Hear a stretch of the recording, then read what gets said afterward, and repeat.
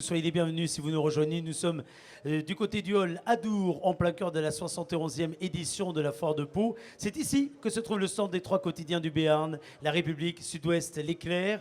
3 quotidiens qui se mobilisent pendant toute la durée de la foire, à la fois d'une façon ludique, mais également d'une façon informative, avec de très nombreux rendez-vous, dont celui que je vais maintenant avoir le plaisir d'animer, avec pour thème municipal 2020, les grands enjeux, une thématique qui colle évidemment à la journée des maires, MAIRES, organisée traditionnellement le lundi de la foire exposition, et d'où la présence parmi nous d'Alain Sens, le président de l'association des maires du département, à qui nous allons donner le micro dans quelques petites minutes, puisqu'on va parler des grands enjeux des municipales, en compagnie d'Odile Faure, qui est chef d'agence Sud-Ouest Béarn et Soule. Bonsoir ma chère Odile. Bonsoir Eric et bonsoir Alain. Et en effet, notre Eric est parmi nous, Eric Belli, le chef de la rédaction départementale de La République et de L'Éclair, la rédaction de Pyrénées Presse. Bonsoir Eric. Bonsoir.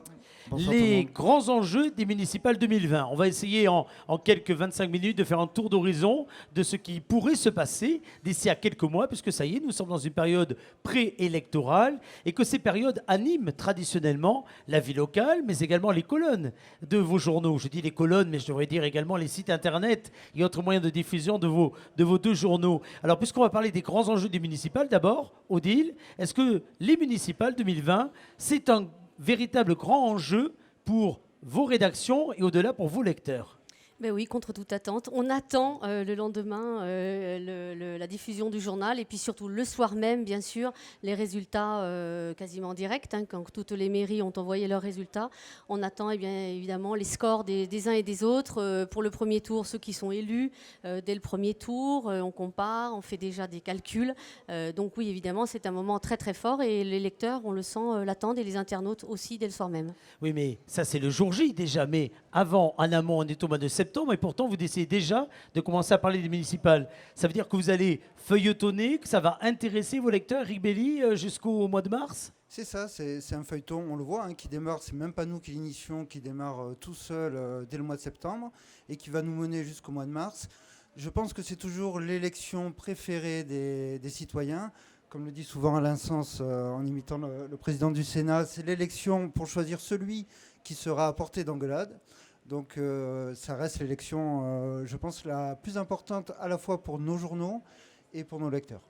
Alain Sens, vous êtes le président, je disais, de l'association des maires. Ce matin, vous étiez réunis, comme le veut la tradition, j'ai envie de dire, ici, au parc des expositions de Pau. On a beaucoup lu ces dernières semaines, voire même ces derniers mois, que les maires, surtout les maires ruraux d'ailleurs, se posaient beaucoup de questions quant à leur capacité finalement à véritablement organiser la vie municipale, les moyens qui leur étaient alloués, la pression qui reposait sur leurs épaules. Est-ce qu'aujourd'hui, les maires les maires du département vous semblent fatigués, vous semblent, lassés d'exercer leurs fonctions? Non, je ne pense pas qu'ils soient lassés, mais bon, nous avons changé de paradigme. Ce dernier mandat a été très, très compliqué pour nous parce que quand nous avons été élus, ou les autres mandats, quand nous faisions une élection municipale, nous avions un projet pour notre collectivité. Nous avions un programme pluriannuel d'investissement parce qu'avant tout, les maires, nous sommes des bâtisseurs. Nous voulons bâtir l'avenir de nos territoires et de nos collectivités. Et il est vrai que ce mandat-ci, avec cette loi NOTRe qui nous irrite énormément, a fait qu'on a été dépourvu de certains moyens de fonctionnement, ne serait-ce qu'en investissement, moins 25% d'investissement. Quand on vous supprime près de 50% de la dotation globale de fonctionnement sur nos collectivités, eh bien, qu'est-ce qu'on fait? On tape sur les investissements et certaines communes ont été obligées de réduire leur fonctionnement. Et quand vous voyez la masse salariale des collectivités locales, le premier poste, c'est la masse salariale. Donc il a fallu faire des choix et ce n'est pas évident. Donc dire qu'il n'y a pas d'engouement, il y a du blues, oui, il y a beaucoup de questions par rapport à ces élus. Je plains les nouveaux, mais bon, l'association des maires est avant tout là pour essayer de les former et de les informer. Et donc là, je pense que pour moi, les maires, il n'y aura pas de problème. Ça va être pour les conseillers municipaux. Vous savez, des conseillers municipaux jeunes qui ont un métier, ou en particulier les dames qui ont des charges familiales, ça devient très compliqué, quoi. Donc en plus, quand vous vous mettez au sein d'une collectivité, dans l'exécutif d'une collectivité, vous le faites pour votre commune. Vous avez cette passion de la commune, de la collectivité. Et bien, il se fait que dès l'instant où vous êtes conseiller municipal, on vous dit plus bonjour, on vous engueule, comme vous avez dit si bien, et voilà quoi. Oui, parce que vous parliez finalement aussi d'un changement peut-être dans vos capacités d'action, mais est-ce qu'il y a un changement de perception de la part des concitoyens, de vos administrés, comme on le dit, des électeurs, sur ce que vous représentez, sur ce que représente selon vous le rôle de l'élu, du maire? Oui, le maire, vous savez, comme le dit si bien Gérard Larcher, on est à portée d'engueulade, quoi. Le président de l'Interco, on ne le voit pas. Mais souvent, Donc, c'était déjà le cas, vous étiez à portée d'engueulade, mais est-ce que la façon d'engueuler, est-ce que le ressenti a changé? Non, non. Et parfois, c'est même au-delà des mots. Au-delà des mots, Il y a ouais, aussi voilà. des agressions Ouais, physiques. C'est ça. Là, nous avons ouvert deux dossiers de contentieux pour menaces de mort envers l'élu et envers sa famille. Ce sont des dérives que nous constatons maintenant. Moi, quand j'ai été élu en 83, on se faisait engueuler. Mais Oui, c'est ça. On ne se faisait pas menacer, quoi. Oui. Odile Faure, dans les différents réseaux sociaux qui sont derrière vos articles, hein, aux uns aux autres, vous sentez qu'il y a une différence de ton, d'appréciation parfois des administrés, de vos lecteurs vis-à-vis des maires? Oui, parfois. Là, il y aura une petite remarque sur les femmes qui ont des charges familiales. Donc forcément, on ne va pas vous louper, puisqu'il n'y a pas que les femmes qui ont des charges familiales. Non, mais c'est vrai que les internautes, bon, on le sait, hein, même surtout sur les réseaux sociaux, il y a une sorte de liberté de ton qui est prise et qu'on essaie bien de canaliser, mais ce n'est pas évident. Oui, les élus ne sont pas forcément bien vus. Les élus profitent de l'argent qu'on leur verse. Il y a un grand fantasme sur les indemnités, évidemment, quand on sait qu'un conseiller municipal d'une petite commune a très peu d'indemnités. Donc oui, les réseaux sociaux, après, il ne faut pas forcément en tenir bien compte, mais ils peuvent effectivement faire monter un petit peu la mayonnaise. Mais bon, après, ce qui est plus grave, c'est bien sûr sur le terrain, des agressions verbales, des menaces de mort ou des agressions physiques, puisque même dans notre petit Béarn, ça arrive. Oui. Éric Béli, on parlait évidemment de la place des femmes, peut-être, dans les futures élections. On peut parler d'un véritable enjeu de parité pour les prochaines municipales de 2020 ? Je pense qu'il est entier, cet enjeu-là. Si je me trompe, les chiffres après 2014, on est à 80 maires femmes sur 424 communes en Béarn et Soule. Prenez le micro, Alain, prenez le micro d'Odile, je vous en prie. 546 communes dans le département, oui, 80 maires femmes. 80 maires femmes, Ce qui simplement. peut. Ça pourrait, selon vous, ce sont des proportions qui pourraient évoluer avec plus peut-être de candidatures aux prochaines municipales ou pas ? Ça, l'avenir nous le dira. Je ne lis pas dans la boule de cristal, mon cher Eric. Mais bon, de ce que après, vous voilà. sentez. Comme je vous disais, l'engouement pour ces élus, futurs élus, de vouloir gérer leur collectivité, eh bien, je pense qu'il s'est un peu estompé. Et il est vrai qu'il faudra une sérieuse dose de militantisme. Hein, je parlerai de militantisme pour essayer. Après, au niveau des femmes, je sais qu'il y a des femmes très engagées. Et pourquoi pas, voilà. Donc, moi, j'avais fait la parité en 2014, vous voyez, et ma chère Odile, les 4 femmes que j'avais dans 4 femmes du conseil municipal ont démissionné face à ces charges-là, quoi. Hein. Voilà. Alors les prochaines élections municipales en Béarn et Soule, cela dit, vont voir le départ de quelques nombreuses figures emblématiques du paysage local. Je sais que d'ailleurs ce matin, il y avait quelques petits sourires en disant tiens, c'était ma dernière réunion de l'Assemblée des maires, etc., etc. Concrètement, Odile, Éric, quelques figures vont nous quitter. Elles auront marqué la vie locale. Éric, peut-être pour démarrer. Je pense à Claude Sercousinet à Salis, Yves Salanalpé à Monin, Jean-Pierre Pès à Sauvagnon, Jean-Rue Berger au de Bos-d'Arros. Là, c'est des dizaines. André Harib, à Bizanos, ouais. Ce sont des dizaines d'années de mandat qui s'achèvent. Est-ce qu'il faut y voir un signe des temps ? Non, à un moment donné, vous savez, vous avez une vie familiale. Et on a quelqu'un à la maison qui nous rappelle un peu à l'ordre de temps en temps, quoi. Hein. Et quand vous consacrez 36 ans à la vie publique, à un moment donné, je pense que certains peuvent aspirer à autre chose que la vie publique. 38% de nouveaux maires en 2014. Est-ce qu'on peut faire encore plus en matière de renouvellement ? Ah, là, il est prévu 45% dans le département de maires qui ne vont pas se représenter, quoi. Ouais. Et donc déjà mathématiquement un véritable turnover. Est-ce que, Odile, vous commencez à voir, arriver de forts enjeux, ou en tout cas de forts sujets qui risquent finalement de bouleverser peut-être la lecture classique que l'on se faisait du municipal. Par exemple, des enjeux liés à l'environnement. Il est beaucoup question d'environnement, notamment dans les grandes villes ou autres. Est-ce que ici, chez nous, l'environnement peut être un enjeu déterminant ? Mais on l'a vu aux dernières élections européennes, évidemment que l'environnement était un enjeu majeur et c'est une question fondamentale pour les Français. Dans les petites communes, c'est un peu la surprise qui nous attend pour 2020. On pense éventuellement à des zones plus soumises à des contraintes environnementales ou en tout cas des menaces environnementales comme le bassin de lac. Bon, on a vu lors des élections précédentes que finalement, ce n'était pas un enjeu majeur. Dans les vallées, en vallée d'Aspe, il y avait eu un certain renouvellement d'élus plus favorables ou plus ouverts à la question de la faune sauvage. On voit que finalement, ces maires-là, la plupart vont plus se représenter. En vallée d'Ossau, c'est pareil, il peut y avoir un grand enjeu environnemental. Bon, jusque-là, c'était pas l'enjeu majeur. Donc, c'est des questions qui, au quotidien, se posent, comme la sécurité et le Rassemblement national qui joue parfois un rôle d'arbitre, mais qui, finalement, sur le terrain et dans les petites communes, n'est pas forcément incarné.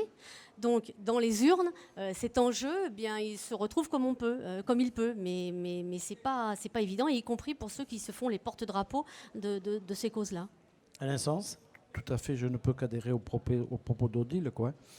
Non, qu'est-ce que vous proposez à vos habitants dans votre commune ? Quel est votre projet ?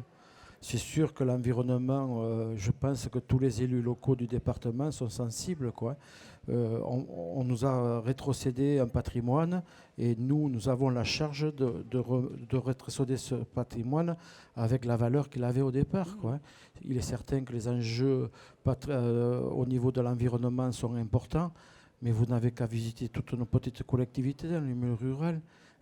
Allez voir ces centres-bourgs qui ont été restaurés, allez voir ce bâti qui a été remis à niveau, allez voir nos packages, que ce soit en montagne ou auprès.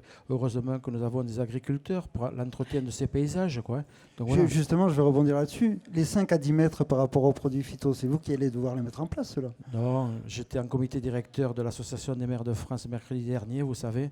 J'ai des collègues qui ont pris à bras-le-corps ce problème, et en particulier le président de la Corrèze, avec les fameux pommiers, quoi.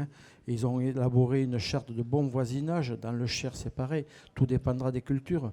Et comme je disais tout à l'heure, ce matin, vous savez, j'ai appris samedi avec le président de la Chambre que le plus grand pesticide que nous avons au niveau familial, chacun a des chats, a des chiens. Quand on traite les poux de nos enfants sur la tête, nous avons le plus grand pesticide cancérigène dans notre domicile. Donc voilà. C'était la séquence optimiste. Merci. Tout à fait, voilà. Donc, Alain Sens, il est plus facile de voir le voisin que de se regarder soi-même. C'est sûr. Comment vous expliquez à Alain Sens que pour l'instant aucun maire du département, pas seulement du Béarn, n'ait pas suivi le maire de Langouette qui a pris un arrêté municipal. Il y a d'autres communes dans le sud-ouest qui ont pris ces arrêtés-là.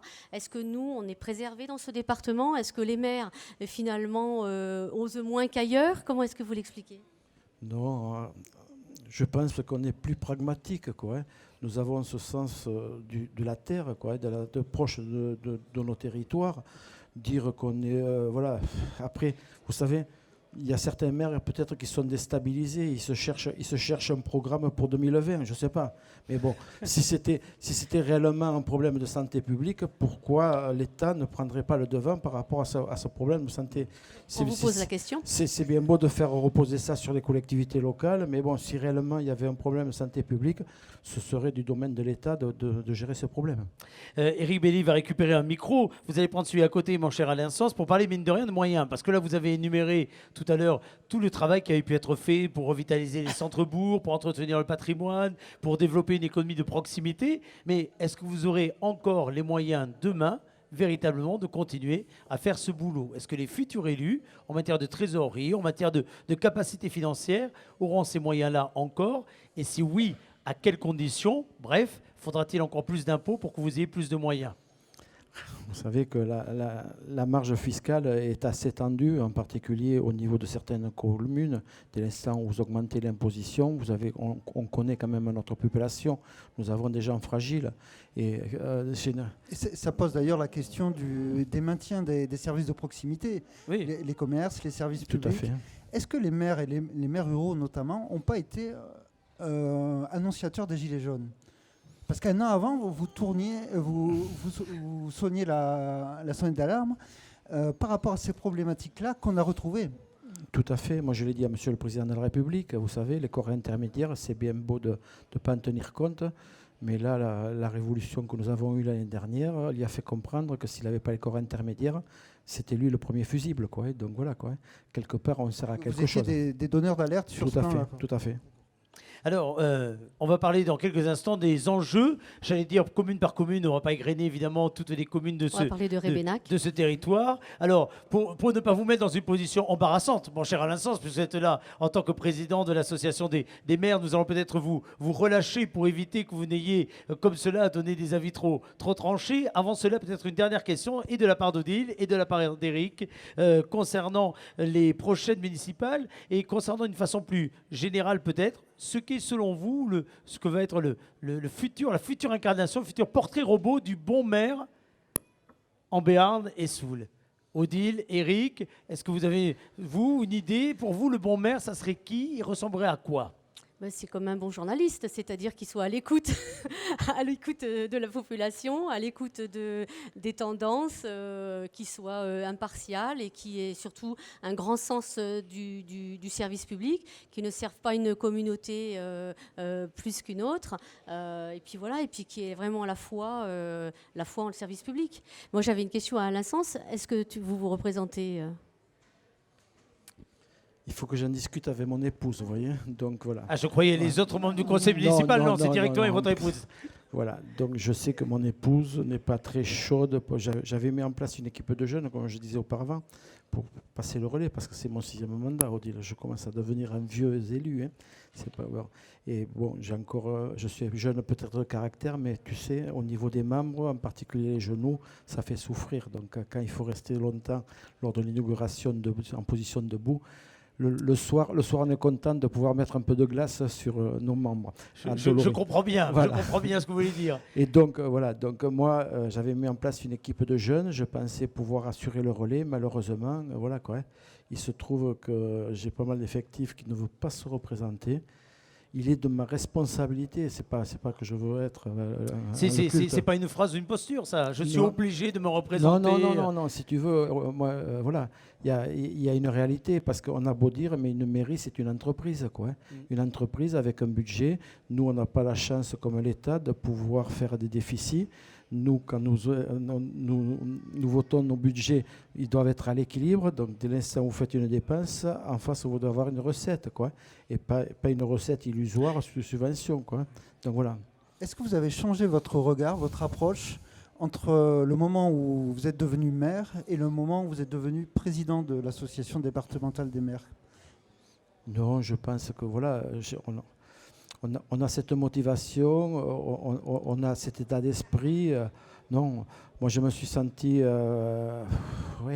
je suis membre du conseil d'administration de l'association des maires depuis des décennies, quoi.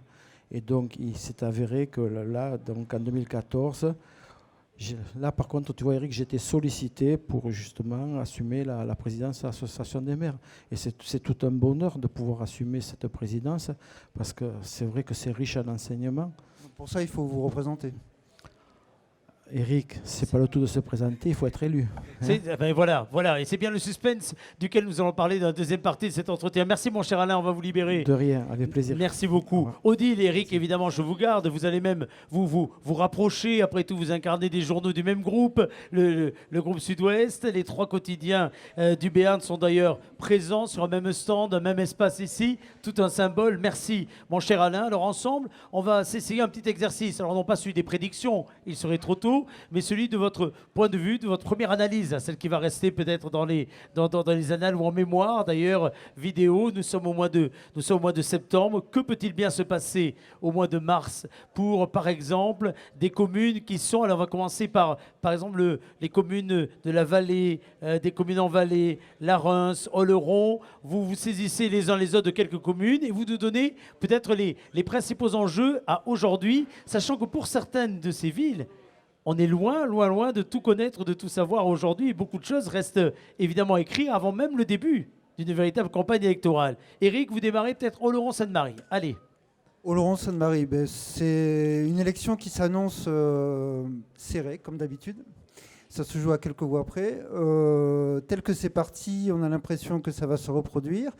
Nous avons un seul partant... Vous parlez des candidats au départ? Oui. Oui, je vous remercie. Un seul partant sûr, pour l'instant déclaré, c'est le maire sortant Hervé-Luc Béreil, qui risque de devoir composer avec la deuxième aile de sa majorité portée par Daniel Lacrampe. C'est pas officiel, mais ça risque de se passer comme ça. On a une liste citoyenne à connotation environnementaliste, sans leader désigné pour l'instant.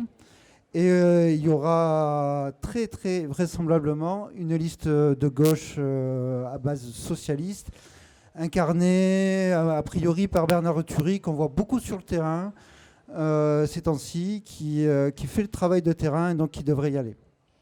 Odile, un mot peut-être sur la Reims.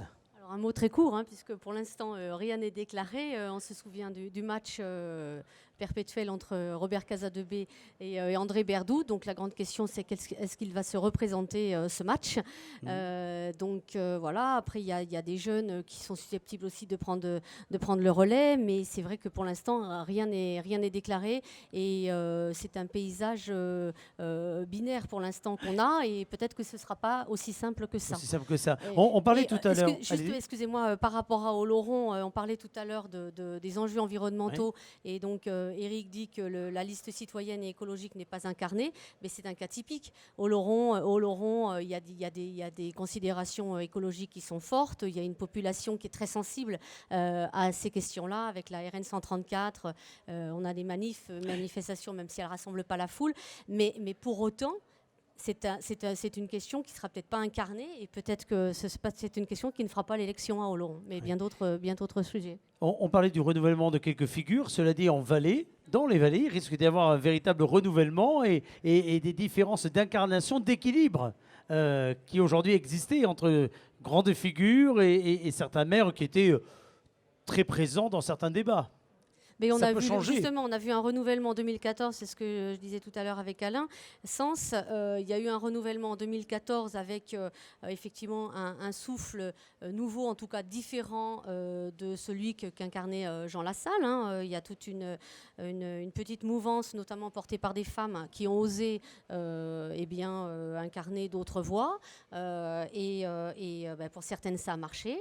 Elles ne vont pas se représenter. Je pense à Babé Médard de Etzot et puis Paul Bergès d'Acous, pas forcément pour les mêmes raisons. Donc pour l'instant, il faut oser y aller aussi là-bas. Donc c'est pas évident et pour l'instant, il y a personne d'autre qui peut incarner ce souffle-là, ou alors on revient à l'ancien et pourquoi pas l'ancien souffle, il a peut-être aussi évolué. À voir. Suspense, à voir. Changeons de partie du département ou du Béarn. Partons dans la grande communauté de communes, la Cortèze, et arrêtons-nous peut-être avant la grande question sur le bassin de Lac. Arrêtons-nous d'abord à Orthez. Que pourrait-il bien se passer à Orthez?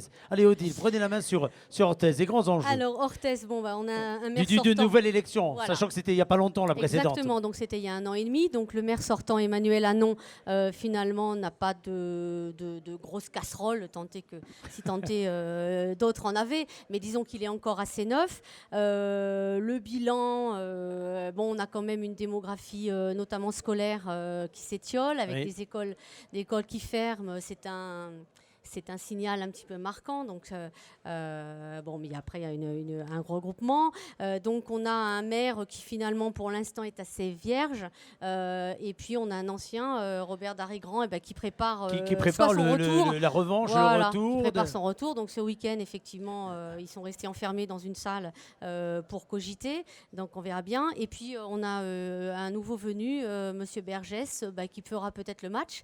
En tout cas, qui va peut-être incarner plus le centre droit et qui bénéficiera peut-être du soutien de LREM, qui a été un peu actif dans cette zone-là et qui peut peut-être effectivement faire la différence. Mais c'est vrai que c'est Vous avez l'impression tous les deux que à Orthez, comme d'habitude, ça va être une élection où il peut y avoir des surprises. Alors, à la fois au moment de l'élection, mais peut-être ensuite après l'élection. Oui, ils sont en élection permanente. On a l'impression qu'à Orthez, le dépouillement n'est jamais totalement achevé. Ouais. Et avec pourtant une commune qui, pour le coup, a aussi des difficultés de trésorerie, de moyens, d'exercice ensuite du programme, une fois qu'ils sont proposés aux électeurs. Ça aussi, c'est un paramètre très important à prendre en compte. Mais c'est là où le lancement de grands chantiers est compliqué. Le renouvellement du centre-ville a effectivement donné une nouvelle image à la commune. Il y a ce projet de minoterie qui, ma foi, dans une autre commune serait peut-être passé parce que c'est un projet culturel qui en soi ne paraît pas totalement idiot, mais vu les finances de la commune, ça ne paraît pas raisonnable à certains. Donc c'est vrai que limité par ces ressources, c'est compliqué d'imaginer autre chose à Orthez. Alors, on va continuer à rester sur ce même territoire, mais passons au bassin de Lac, dont tout le monde dit, vous allez me dire si c'est votre avis, qu'il pourrait être le théâtre de forts affrontements et en tout cas d'une ébullition extrêmement dense. Éric Belli, quel est votre avis ? Je ne sais pas si c'est l'élection où il y aura le plus de suspense, mais c'est celle qui s'annonce la plus chaude. Plus qu'à Pau, plus qu'à Oloron ou Orthez, si c'est possible. Alors d'un côté, on a le maire sortant, Patrice Laurent, et de l'autre, potentiellement, parce que rien n'est sûr, même s'il est en campagne sur le terrain depuis des mois, David Habib, le député de la 3e circonscription. L'Intox, c'est à tous les étages, c'est le territoire où on est le plus avancé peut-être dans ce qui peut être une atmosphère de campagne. En gros, pour résumer, pour faire simple, si l'on écoute le camp Laurent, David Habib ne serait pas sûr de se présenter. Et si on écoute le camp Habib, Patrice Laurent aurait peur et pourrait jeter l'éponge. Mais l'enjeu, c'est quoi ? C'est Mourinx ou c'est au-delà, c'est au-delà le bassin et le poids évidemment de la communauté de communes ? Il y a un enjeu communautaire évident. L'idée étant, si on écoute le camp Habib, de retrouver l'investissement au niveau communautaire de l'ordre de 200 millions d'euros qu'il y a pu avoir et qui a diminué depuis. En tout cas, vous avez l'impression, Odile, que le combat va être à plusieurs endroits, à plusieurs niveaux, parce qu'on a parlé de Mourinx, on pourrait parler d'Artix ou d'autres endroits de la communauté de communes. Finalement, ça va être plusieurs duels ou plusieurs combats qui vont rythmer la période. C'est sûr que nous, on est encore sur des schémas. Alors, est-ce qu'ils sont anciens ou est-ce qu'ils vont justement se répéter sur effectivement un député qui a la main un petit peu sur tout et sur toutes les communes. Mais on a vu lors de dernières élections, ça ne marchait pas partout. Que le poids n'était pas forcément là partout. Il y a une donnée quand même très importante sur ce territoire qui est le poids du Rassemblement national, 27% aux dernières élections européennes. Donc ça, c'est une donnée vraiment à prendre en compte. Est-ce que c'est lui qui fera le match ? Mais là, encore une fois, pour l'instant, il n'est pas très incarné. Donc oui, on se retrouvera peut-être dans une bataille traditionnelle. À voir. Et là aussi, les enjeux environnementaux, Dieu sait s'il il pourrait aussi faire le match. Mais pour l'instant, personne ne l'incarne. Alors, il y a 6 ans, à peu près jour pour jour, avec l'une des personnalités politiques suscitées, nous étions dans une autre forme de suspense, ici, lorsqu'on parlait des élections paloises, puisque, souvenons-nous, il y a 6 ans, pour l'inauguration d'ailleurs, il y avait certes des candidats déclarés, plutôt à gauche, suite à l'annonce de Martinière Cassou de ne pas se représenter. Il y avait beaucoup d'attentes de la part d'un François Bayrou pour savoir si oui ou non il irait, qui, comment, quoi. Là, nous sommes 6 ans après, et est-ce qu'on peut dire que finalement, ici, il y a peut-être beaucoup moins de suspense qu'alors ? Oui et non. Alors, développez. Oui, si on s'en tient au fait qu'on a un maire sortant qui, a priori, sera jugé sur un bilan dont on peut penser ce qu'on veut, mais qui marque une ville qui a évolué en quelques années. Non, si on pense à d'autres facteurs qui sont aussi importants et qui peuvent aussi faire une élection, qui sont la façon dont il a été perçu par les Palois, le jeu entre la politique parisienne et la politique paloise, un certain calendrier judiciaire qui peut aussi interférer, et la capacité de la gauche à s'unir et à proposer une vraie alternative. Donc il y a quelques facteurs de suspense qui aujourd'hui sont pas totalement réglés. Alors, Odile, votre avis? Si on additionne les voix, les scores en tout cas lors des dernières élections européennes, on retrouve le centre et la droite à peu près à 39%, la gauche et les écologistes à 38%. Bon, c'était une élection particulière, est-ce que ce sera la même chose en élection municipale? La candidature, en tout cas les réflexions de Jean-François Blanco, donc conseiller régional Europe Écologie Les Verts, qui pourrait éventuellement faire liste commune avec l'extrême gauche et les socialistes. En tout cas, tout s'appelle de ce vœu, mais ce n'est pas encore fait. Pourrait effectivement mettre un peu de suspense sur un match qui semblait, qui semble a priori gagné, mais effectivement c'est incertain, même si effectivement l'évolution de la ville se voit. On ne sait pas encore comment les Palois qui vont voter vont traduire ce qu'ils voient dans les urnes. Voilà. Donc, Bref, pour vous, le match est loin d'être plié. En tout cas, il y a du suspense. Ce que j'aime bien, moi, dans cette élection paloise, c'est qu'elle va poser la question du bilan. Tout le monde s'accorde à avoir vu des travaux un peu partout, que la ville a bougé. Après, elle a bougé en bien, en moins bien, en des choses essentielles, en des choses superficielles. Le maire a-t-il su entretenir ce rapport quotidien avec les administrés? C'est ça qui est intéressant. Comment on perçoit un bilan et est-ce qu'il peut permettre de gagner une élection ou pas? À suivre dans vos colonnes. Je ne voudrais pas qu'on se quitte sans parler quand même des autres communes qu'il y a également dans la communauté d'agglomération. D'autant que par exemple sur l'Escar, il y aura forcément du changement puisque Christian Lenne a prévu de ne pas se représenter. Je voudrais qu'on parle de l'Escar, mais on peut parler de Lens, de Billère. Vous en prenez les uns les autres une et vous développez. Odile. Alors sur l'Escar, on a une candidature féminine déclarée. Qui s'inscrit dans la succession du maire sortant Christian Lenne. Donc Valérie Revel, qui est méconnue du grand public, qui est connue de la communauté hospitalière et médicale, évidemment sur le territoire, puisqu'elle est présidente de la commission médicale d'établissement à l'hôpital de Pau. Une présidente d'ailleurs qui fait assez l'unanimité, mais ça ne veut rien dire. Sur l'Escar, elle est assez méconnue. Ensuite, donc, il y a une candidate. Enfin, les autres candidatures, justement, ne sont pas encore totalement déclarées, donc ils sont partis très tôt. C'était un secret de Polichinelle que Valérie Revel allait se présenter. Elle est partie très tôt. Elle a bien fait. Ensuite, il y a toute la famille Philippe Coy, entre guillemets, puisque c'est l'ancienne tête de liste.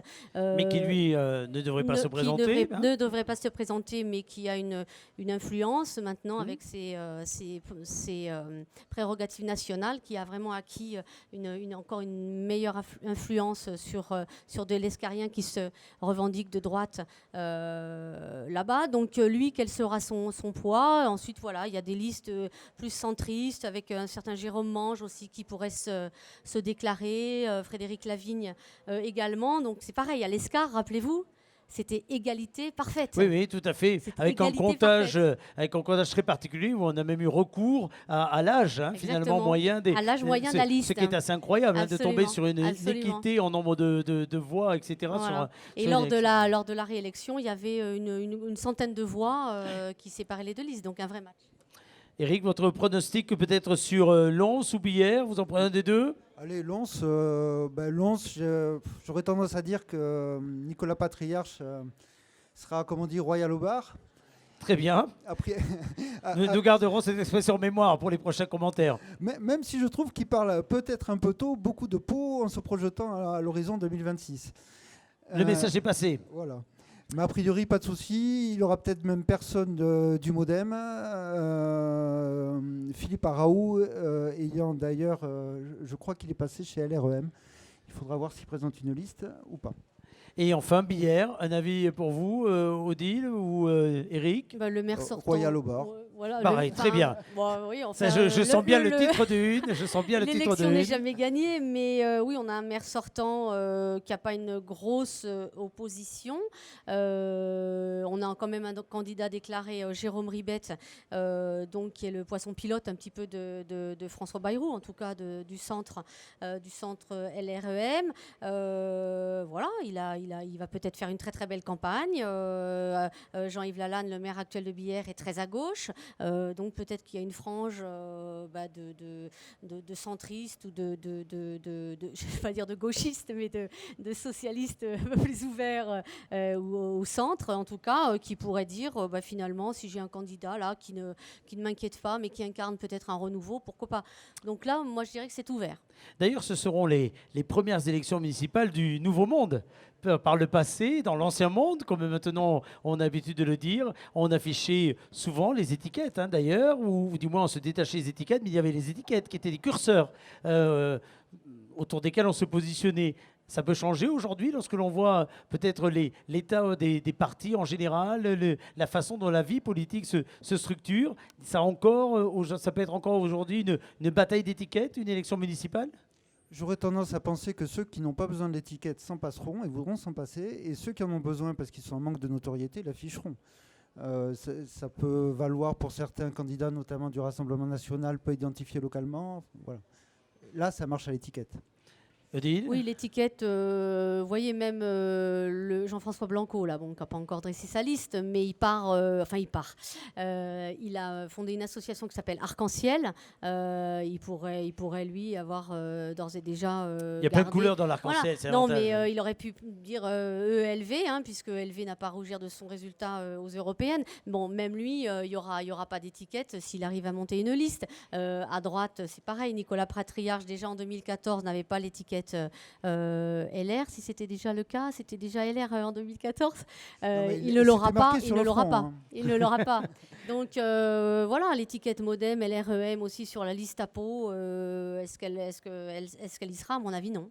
Bien, on va clôturer là cette émission. Il y en aura d'autres évidemment tout au long de cette foire exposition qui est, on le sait, le lieu de la rentrée économique, festive, populaire, mais également politique. On l'a vu ne serait-ce que lors du cortège inaugural samedi dernier. Avant de se quitter, un adjectif, tous les deux, pour vous, pour vos rédactions, pour vos collaborateurs, pour les journalistes qui vous entourent. Ces élections municipales seront, Éric Belli. Tonique. On reste sur le bar, vous avez raison, c'est formidable. Sportive. Tonique et sportive. Eh bien, écoutez, nous verrons si l'avenir vous donnera raison ou pas. Merci en tout cas à vous deux. Merci. Et puis rendez-vous pour d'autres points effectués ici, au cœur de la foire exposition de Pau, que je vous invite évidemment à rejoindre pour pour vivre l'intégralité de ces 9 jours. C'est tous les jours un événement, dit-on, en slogan de la foire exposition. Et les quotidiens du Béarn sont bien les premiers à pouvoir relater de tous ces événements. La preuve. Bonsoir.